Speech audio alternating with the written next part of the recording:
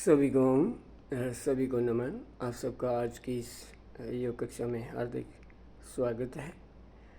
आओ हम सब मिलकर स्वागत करें परमपिता परमात्मा का, सभी देवी देवताओं का, सभी ऋषि मुनि संतों का, सभी जड़ चेतन प्राणियों का। सबका धन्यवाद करते हुए प्रार्थना करें, हे प्रभु मुझे शुद्ध बुद्ध और मुक्त करें, मुझे ज्ञान दें, स्मृति दें, दृष्टि दें, शक्ति दें, शीतलता, शुद्धता, पवित्रता, पावनता, पोषणता दें, श्रद्धा, भक्ति, समर्पण, समता, प्रसन्नता दें, ताकि मैं ज्ञानपूर्वक भक्ति भाव के साथ निमित्त मात्र बनकर निरंतर जीवन पर्यंत जग सेवा, निष्काम सेवा, फल की इच्छाओं से रहित सात्विक कर्म, दिव्य कर्म करते हुए अपने जन्म को मैं सार्थक बनाऊँ, सफल बनाऊँ। ऐसी दिव्य भावनाओं के साथ करते हैं आज के सत्र की शुरुआत। आज मैं चाहूँगा कि हाथों के सभी रोग कैसे दूर होंगे। आज देखो, मैं इस उम्र में भी 70 अबाउ मेरी उम्र है और इस उम्र में भी मैं बैडमिंटन बच्चों के साथ खेल सकता हूँ। हाथों में इतनी शक्ति है, क्रिस्टल को बैक टू बैक पहुँचा सकते हैं और काफ़ी अच्छी इसमें शक्ति है। युवाओं के साथ बराबर खेलने की क्षमता बनी रहती है। तो ये क्षमता कैसे बनी? तो उसमें हाथों के व्यायाम किए हमने, तो व्यायाम से बल बनता है। जैसे हम श्री कृष्ण महाराज को कहते हैं कि वो सर्वश्रेष्ठ थे, भगवान थे, तो उसमें दोनों चीज़ें थी, उनमें बल भी था और ज्ञान भी था। तो हम शरीर बल भी चाहिए, ज्ञान बल भी चाहिए, तो दोनों बलों की हमें सख्त आवश्यकता है। तो जैसे हमने प्रार्थना की तो उससे हमें ज्ञान बल हमारा बढ़ेगा, और जो हम हाथों से व्यायाम करेंगे तो उससे हाथों का बल बढ़ेगा। क्यों बढ़ेगा? क्योंकि हमारे शरीर में जो बहुत सारे सेल है, एक एक सेल अपने आप में एक शक्ति है, और वो सेल, बहुत सारे सेल मिलकर एक ऊतक बनते हैं, और बहुत सारे ऊतक बनकर मिलकर ऑर्गन बनते हैं, और बहुत सारे ऑर्गन मिलकर एक सिस्टम बन जाता है। तो इस तरह हम इस सिस्टम को और अपने ऑर्गन को मिलाकर एक अस्तित्व तैयार हो जाता है। तो हाथों की मांसपेशियाँ, बॉडी मास इंडेक्स हम ठीक से व्यायाम करें तो बहुत ही शक्तिशाली हाथों का निर्माण होता है। नहीं तो इन हाथों में बहुत सारे जोड़ हैं, जैसे उंगलियों में जोड़ हैं, जैसे ये उंगली है, इसमें कितने सारे जोड़ हैं। तो ऐसे ये जितने जोड़ हैं पीछे, ऐसे ये उंगलियों के जोड़ हैं, ऐसे कलाई का जोड़ है, फिर कोहनी का, कंधे का। तो इन सभी जोड़ों में मल रुक जाता है। तो हमारे शरीर में बहुत प्रकार के मल बनते हैं, जैसे मैंने बताया था पहले भी, और आज फिर एक बार बता दूं कि मल, मूत्र, पसीना तो एक अलग मल है, लेकिन शरीर में जो ब्लड सेल, ब्लड के रूप में भोजन हमारे शरीर में पहुंचता है, हाथों तक भी वो पहुंचता है, तो वहाँ उस प्रक्रिया होती है, एक धातुओं की प्रक्रिया होती है, जिसमें पहले जो भोजन खाते हैं वो रस बनता है, फिर रक्त, फिर मांस, मेदा, अस्थि, मज्जा, शुक्र आदि बनते हैं। और प्रत्येक ये जो धातुएं बनती हैं ये अग्नियों के द्वारा बनती हैं। तो ऐसे रस अग्नि, जैसे रक्त अग्नि, मांस अग्नि, मेदा अग्नि, ये सारी अग्नियां हैं, और इनको शोधन करके उस वस्तु को ये दूसरा रूप दे देती हैं। रस से रक्त बन जाता है, रक्त से मांस आदि। और ये जो बनने की प्रक्रिया है, इसमें मल का निर्माण होता है। रस प्रक्रिया में कफ का, रक्त प्रक्रिया में रक्त शोधन प्रक्रिया में पित्त बनता है, और मांस में नाक और कान का मल बनता है मांस शोधन में, और आपका मेदा शोधन में पसीना निकलता है शरीर से, और अस्थि शोधन में नाखून और बाल रूपी मल बाहर निकलता है। अस्थि में, मज्जा में स्नेह मल निकलता है, जो त्वचा को लुब्रिकेंट और आँखों को लुब्रिकेंट करता है। तो इसी प्रकार शुक्र से कोई मल नहीं निकलता, उसमें एक ऊर्जा निकलती है, जिससे हमारा शरीर ये सक्रिय होता है और ये ऊर्जावान बना रहता है। तो उसका इस प्रकार जो मल हैं, हाथों के अंदर भी तो मल बनेंगे। जब ये क्रियाएं, वो मल यहाँ पहुँचेगा और एक एक स्थान उसको ग्रहण करेगा, तो वो मल प्रक्रिया इसके आसनों के द्वारा, या हम हाथों के व्यायाम करें तो व्यायाम कौन कौन से होंगे हाथों के? जैसे हाथों के व्यायाम हम करें तो ऐसे हाथों के व्यायाम, ऐसे ये सूक्ष्म व्यायाम है, जैसे ऐसे उंगलियों को ऐसे मोड़ते हैं, यूँ, है ना, ऐसे मोड़ के हम थोड़ा सा ऐसे करके देख सकते हैं, यूँ, ऐसे हाथों का व्यायाम हो गया। ऐसे उंगलियों को ऐसे जैसे बॉल पकड़ते हैं ना, ऐसे पूरा बंद नहीं किया मुट्ठी, ऐसे थोड़ा सा खुला हुआ ऐसे। तो एक उंगलियों के सभी जोड़ों का व्यायाम हो गया। फिर उंगलियों को ऐसे मुट्ठी बंद करें ऐसे, अब ये और ज़्यादा मोड़ दिया, एक बार अंगूठा अंदर, एक बार अंगूठा बाहर। फिर कलाई का व्यायाम, ऐसे ऊपर नीचे कलाई को मूवमेंट देते हैं। और इससे उंगलियों की भी हो रही है, ऐसे हाथ को हम झटकाते हैं ना, तो ये हाथों का भी, पूरे हाथों का इसमें सर्कुलेट ठीक हो रही है, और रुका हुआ मल हट रहा है, जो मल बना वो हटा रहे हैं हम। ऐसे करके ऊपर नीचे ऐसे करते हैं और ऐसे दाएं बाएं हिलाते हैं, तो पूरे हाथ का सर्कुलेट बनता है। और फिर दोनों कलाइयों का कर लेते हैं ऐसे, यूँ कलाइयों का उल्टा सीधा ऐसे व्यायाम कर लेते हैं। फिर कोहनी का कर लेते हैं ऐसे, ये कोहनी का व्यायाम हो जाएगा ऐसे। पूरे हाथ का भी हो रहा है इसमें, ऐसे कोहनी का मूल रूप से हो रहा है।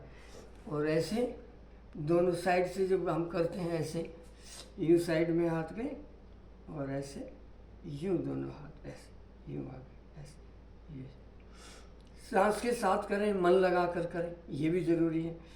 सांसों के साथ, और यहाँ सांस भरा, यहाँ छोड़ दिया, तो इस तरह भी हम कर सकते हैं, ऐसे कर सकते हैं। फिर ऐसे हाथों को यूँ मूवमेंट देते हैं तो कंधों का व्यायाम हो जाता है। और कंधों के लिए हम यूँ करते हैं, ऐसे कंधे गोल गोल ऐसे घूम रहे हैं, ऐसे कंधे घूम रहे, ऐसे यूँ ऐसे आगे कोहनी मिला दिया और पीछे जाके दोनों हाथ मिला दिए। ये जो हाथ है ऐसे बैक साइड से यूँ मिल जाते हैं यहाँ, तो ऐसे यूँ करके यूँ ऐसे ऐसे करके यूँ, और फिर दोनों हाथों को ऐसे सिर पर ले जाते हैं, ऐसे यूँ करके, ऐसे दोनों हाथ ऐसे यूँ पीछे ऐसे करते हैं, और ऐसे ऐसे करके यूँ ऐसे, ये गर्दन के पीछे ले जाओ हाथ, गर्दन के ऐसे, गर्दन के पीछे, सिर के पीछे, ऐसे सिर के पीछे हाथ चले, तो ये कंधे का पूर्ण व्यायाम हो गया। ऐसे कंधों को यूँ भी हिलाते हैं, ऐसे ऐसे क्लॉकवाइज एंटी क्लॉकवाइज ऐसे, ये भी हाथों के व्यायाम हो गए ऐसे करके। और फिर हाथों के इतने व्यायाम से भी अगर हम इसको कई बार करें, दिन में कम से कम 3 बार इसको करें, सुबह दोपहर शाम, तो हाथों के कंप्लीट व्यायाम हो। कभी कोई हाथों का रोग आपको होगा नहीं, कंधे का, कोहनी का, या आपकी उंगलियों का, कलाई का, पूरा हाथ हमारा हमेशा ठीक रहेगा। लेकिन ये व्यायाम हमें ज़रूर करने चाहिए। और हाथों को बहुत ज़्यादा मजबूत बनाना है तो आप दंड लगाइए हाथों के। 12 प्रकार के दंड हम बताते हैं, जिसमें एक मिश्र दंड है, जिसमें मिश्र दंड लास्ट में 12वीं है। तो पहले हम साधारण दंड बताते हैं, फिर राम मूर्ति दंड है, फिर वक्ष विकासक दंड है, फिर हनुमान दंड है, फिर वृश्चिक दंड है, 2 पूर्ण वृश्चिक और वृश्चिक दंड है, फिर पार्श्व दंड है, बगल से पैर को निकाल के पार्श्व दंड हम करते हैं, फिर चक्र दंड करते हैं इसमें, फिर पलट दंड करते हैं, शेर दंड करते हैं, और इसमें सारा हाथों का व्यायाम है, शेर दंड करते हैं। और उसके बाद आप सर्प दंड करते हैं, और फिर मिश्र दंड करते हैं। तो ये 12 दंड हैं, और इन दंडों से भी हाथों का व्यायाम होता है। लेकिन दंड लगाना लोगों के लिए काफ़ी मुश्किल है, लेकिन इसलिए मैंने फिर व्यायाम का उपाय यही किया कि आप हाथों के व्यायाम के लिए आपका कमर का भी व्यायाम हो जाएगा। आप क्यों ना हाथों के व्यायाम के लिए, और शुरुआत में ये करें, दंड बाद में लगा लेना। पहले आप ये करें कि आप भुजंग आसन कर लें, 4 भाग होते हैं भुजंग आसन के, उसमें भी हाथों का व्यायाम अनेक बार करेंगे तो हाथ काफ़ी मजबूत हो जाते हैं। तो इसमें कैसे करते हैं हम, जैसे हम ऐसे पेट के बल लेट जाते हैं, ऐसे यूँ हम पेट के बल लेट कर ऐसे यूँ लेटे, और दोनों हाथों से ऐसे यूँ हाथ ऐसे उठाते हैं, तो ये हाथों का व्यायाम हो गया। इसको ज़्यादा व्यायाम करना है तो आप ऐसे करके बार बार ऐसे कर सकते हैं, 10 बार 20 बार ऐसे करके, 1 2 3 4 5 6 7 8 9 10, ऐसे 10 यूँ बार कर सकते हो, 20 बार कर सकते हो। शक्ति बढ़ जाए तो और भी ज़्यादा कर सकते हैं। इसी प्रकार इन्हीं हाथों को पैरों में फासला करके, और इन्हीं हाथों को ऐसे पीछे मुड़ के भी ऐसे कर सकते हैं। एक बार इधर, ये हाथों पे जोर पड़ेगा ऐसे, तो हाथों पे जोर पड़ रहा है तो हाथों का व्यायाम होगा। इसी प्रकार दोनों हाथों को ऐसे, दोनों यूँ ऐसे कर सकते हैं, यूँ और दोनों हाथों को ठोड़ी के नीचे ऐसे रख के, ठोड़ी के नीचे हाथ रख के ऐसे करते हैं। फिर ये ऐसे ऐसे। तो ऐसे अन्य आसनों में भी हाथों का प्रयोग तो होता ही है। आप कोई भी आसन करेंगे, कोई भी आसन करेंगे तो उनमें भी हाथों का व्यायाम होता है। आप कोई भी आसन करें, मान लो ये आसन कर रहे हैं तो इसमें भी हाथों का प्रयोग हो रहा है, ये करेंगे इसमें भी हाथों का प्रयोग होगा। तो इसी प्रकार ऐसे करेंगे, ऐसे करेंगे, इसमें भी हाथों का प्रयोग होगा। घरेलू कार्य करते हैं उनमें भी हाथों का व्यायाम होता है, लेकिन ये व्यायाम विधि पूर्वक है। जैसे हमारा बॉडी मास इंडेक्स होना चाहिए वैसा हाथों का निर्माण हो जाता है। फिर दिन भर हाथों से हम खूब काम करें तो हाथों का कोई नुकसान नहीं होगा। सुबह शाम फिर इन हाथों का ये परमानेंटली व्यायाम, जिसको हम बॉडी मास इंडेक्स बोलते हैं, कि हमारा एक एक सेल व्यवस्थित हो इस हाथों में, उसके लिए व्यायाम ज़रूरी है। ताकि हाथ पहले हमने सही कर लिए और उसके बाद घर के काम करते हैं तो फिर नुकसान नहीं होता। हम काम को ही व्यायाम मान लेते हैं, तो काम को व्यायाम मानना गलत बात है, क्योंकि काम एक अलग प्रक्रिया है और व्यायाम के द्वारा इस शरीर को सुदृढ़ बनाना, एक बॉडी मास इंडेक्स में लाना, एक सही वे में लाना।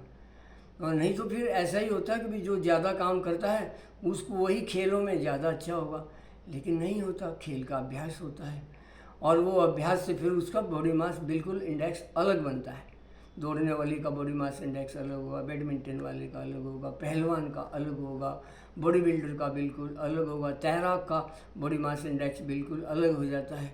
ऐसे ही जो अन्य अन्य खेल हैं, कैसे भी खेल हो, जैसे जैसे आप एक्सरसाइज करते हैं वैसा वैसा आपका ये शरीर इंडेक्स रूप धारण कर जाता है। आपकी मांसपेशियाँ वैसा वैसा आकार बदल लेती हैं जैसा आपका कर्म होता है। तो हमारे कर्म इस प्रकार के होने चाहिए जो फिटनेस के लिए हम अपने आप को तैयार करते हैं कि बॉडी की फिटनेस कैसी है। फिटनेस के बाद खेल में जाते हैं, तो खेल में जाना भी तभी अच्छा है जब आपका फिटनेस अच्छी हो। तो फिटनेस के व्यायाम बिल्कुल अलग होते हैं। उसके बाद क्रिकेट खेलिए, उसके बाद चाहे आप वॉलीबॉल खेलिए, चाहे कुछ अन्य खेल खेलिए, पहले फिटनेस ज़रूरी है। हम क्या करते हैं, खेल लिया इसी से फिटनेस होगी। हम क्या सोचते हैं, काम कर लिया बॉडी फिटनेस होगी, ये ऐसा नहीं है। फिटनेस के बिल्कुल अलग व्यायाम होते हैं। ये हमारे शरीर का प्रक्रिया है, ये ज्ञान है। हमारे जितने भी राम कृष्ण या जितने भी हमारे पूर्वज ऐसे हुए हैं, उन्होंने शरीर को व्यायाम के द्वारा शुद्ध किया है। तो मेरा निवेदन है कि आओ हम सब इस व्यायाम को समझें और अपने आप को, पूरे हाथों को हमेशा स्वस्थ रखें, मजबूत हाथों के मालिक बने। इसी भाव के साथ आज के सत्र को यहीं समापन करते हैं और मुझे आशा है कि आप पूरी कोशिश करके अपने हाथों को हमेशा निरोग बनाए रखने के लिए ज़रूर प्रयास करेंगे। धन्यवाद। और